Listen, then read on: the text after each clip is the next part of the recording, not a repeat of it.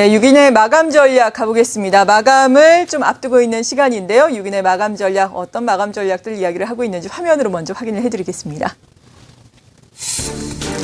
유진투자증권 잠실지점의 우원명 부지점장의 의견입니다. 1900선 지지력 확인을 해야 한다라고 이야기를 하면서 기대 수익률을 낮추면서 IT 부품과 제약, 음식료 업종에 단기적으로 대응을 하자라는 의견입니다.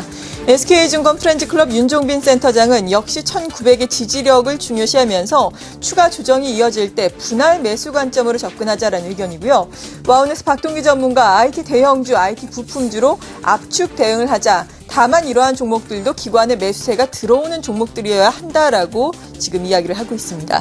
SK증권 프렌즈클럽의 윤종빈 센터장 연결을 합니다. 안녕하세요.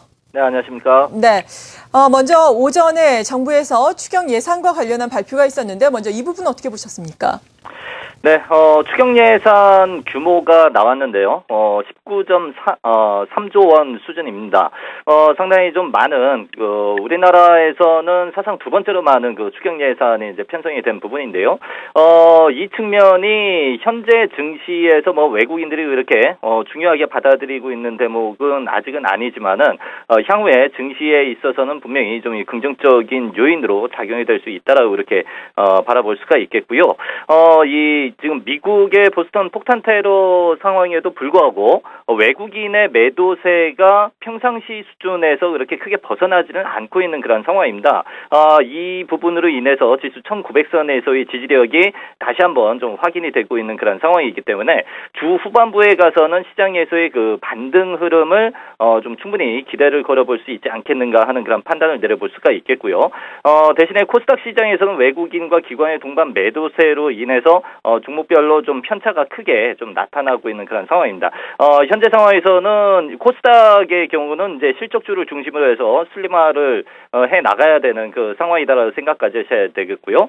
지수와 관련해서는 일단 1900선에서의 지지력이 계속 확인이 되고 있는 그 상황이기 때문에 추가적인 어떤 조정 흐름이 연출될 때에는 낙폭 과대주 측면에서도 너무 좀 과도한 그런 시장 반응이 나타났기 때문에 좀 기술적 반등이 나와줄 수 있는 그런 상황에까지 왔다라고 볼 수가 있습니다. 그래서 낙폭 과대주라든지 아니면 실적주들에 대해서 조심스럽게 점진적인 분할 매수의 관점을 견지를 하셔도 괜찮은 그 상황이다라고 말씀을 드리겠습니다.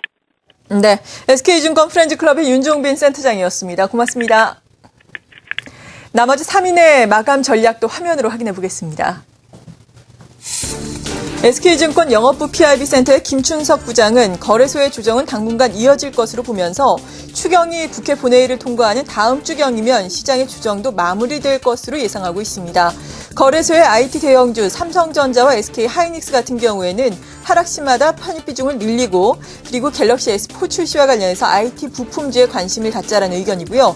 조선주 같은 경우에는 과대 낙폭으로 적극적인 매수 구간으로 생각을 하고 있습니다. 하지만 1, 2개월 정도 보유를 생각해야 한다라고 덧붙이고 있습니다. 동양증권의 김우신 부장, 코스피 추경 효과로 반등을 기대하면서 코스닥은 실적 호전되고 있고 그리고 수급이 호전되고 있는 종목으로 압축 매매 전략을 짜야 한다라는 의견인데요. 잠시 후에 연결해 보겠습니다. IBK 투자증권 분당지점의 이현상 부장, 중소형 종목 장세로 대응을 하자라는 의견이고요. 관심 종목군으로는 컨텐츠, 스마트폰 부품주, 코스닥 기관 수급 호전주를 꼽고 있습니다. 동양증권의 김우신 부장 연결해 봅니다. 안녕하세요. 네, 안녕하십니까. 네, 요 며칠 동안 투자 권고 비중이 계속해서 줄고 있습니다. 오늘은 어제와 비슷한 33%인데요. 그 이유에 대해서 먼저 설명을 해주시죠.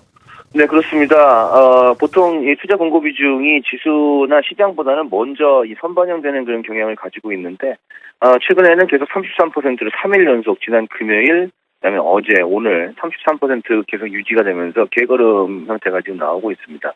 기술적으로 봤을 때는 지금 1900선에서 두 번의 저점을 형성을 해주면서 일단 이 기술적인 더블 바닥 형태, 단기 더블 바닥 형태가 지금 출현은 하고 있습니다만 아주 강력한 모멘텀이 아직까지는 출현되지 않고 있는 것 같습니다.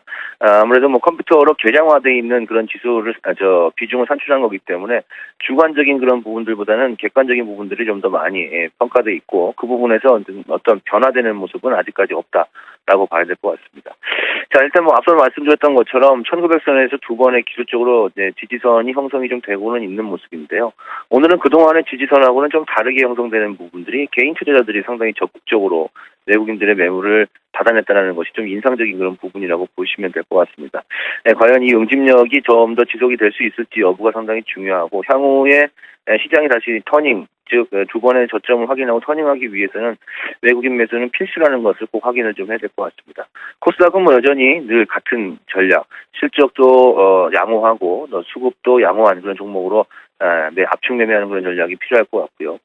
오늘 1시 반 기준으로 외국인과 기관이 동반 순매수한 종목들을 좀 살펴보게 되면 코스피에서는 주로 이제 방어적인 성격이 있는 종목들이 좀 올라왔는데요. SK텔레콤하고 한국전력, NHN, 삼성테크인, 스카이라이프 이런 종목들이 기관과 외국인의 동반 매수가 좀 들어왔습니다. 코스닥에서는 오늘 좀 보게 되면은 뭐 농우바이오라든지 CGN, SK브로드밴드, CJENM, 동서 같은 종목들인데 역시 어느 정도 시가총액이 있고 향후에 대한 그런 가격 안정성이 있는 종목군 위주로 좀 들어왔고요. 특이할 점은 오늘은 엔터 주식들에 대해서 기관들과 외국인들의 이 어떤 매매 동향이 상당히 많이 엇갈렸습니다. YG엔터 같은 경우에는 기관이 한 100억 가까이 팔았는데 외국인이 한 38억 정도 지금 매수를 좀 해주는 모습이 나타났고요. 반면에 SM 같은 경우에는 기관이 한 20억 가까이 샀는데 외국인이 한 20억 정도 파는 그런 모습들이 좀 나오기 때문에 엔터주에서 외국인과 기관의 어떤 매매 동향이 좀 엇갈리는 부분들이 좀 특징적인 부분이기 때문에 앞으로 좀 확인하셔야 될 부분이 좀 더 있지 않겠는가 싶습니다. 전반적으로 코스닥 시장 상당히 좋기 때문에 역시 어떤 그 투자나 매매 그런 관점은 역시 코스닥 시장에 좀 초점을 맞추는 그런 전략이 필요하지 않겠는가 싶습니다. 이상입니다. 네, 동양증권의 김우신 부장이었습니다. 고맙습니다.